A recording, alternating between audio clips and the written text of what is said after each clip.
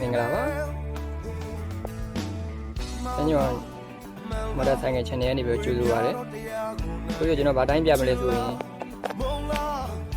6ရုပ်ပိုင်းပေါ့နော်6ရုပ်ပိုင်းအောင်နူဝခတ်တယ်ပေါ့နော်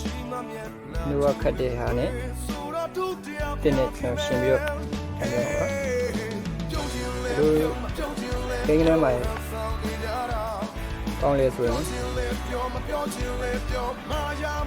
တော်မကြားပါနော်မကြားနဲ့အပင်နဲ့ထောက်မယ်နော်မကြားနဲ့အပင်နဲ့ထောက်တဲ့အချိန်မှာ900တက်ပါမယ်900နဲ့ပြီးရချပါနော်နောက်တစ်ချက်ကကျတော့ကျွန်တော်ညှစ်ကွိုင်းလည်းခေါ်တယ်အဲ့လိုလည်းခေါ်တယ်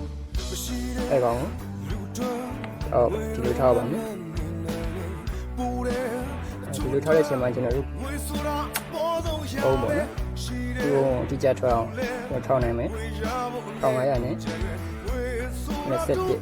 1500ပဲချလိုက်မှာပြင်ဒါကောင်းမှာတော့ကောင်းတယ်ပေါ့နော်တော့ကောင်းတယ်တက်မလို့ရတယ်ဟ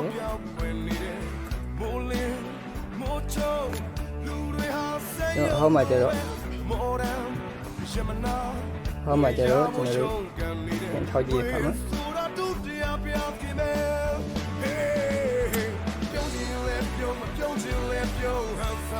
တော့လည်းဖြစ်စလို့မကောင်းတော့မဟုတ်ဘူးနော်ကောင်းတယ်ဒါပေမဲ့နှိုးရခက်တယ်ကျွန်တော်ဒါဝီးပါရင်မဖြစ်တဲ့ခါတော့ဖြစ်တဲ့ဒါဝီးပါလို့အဲ့ဒါနော်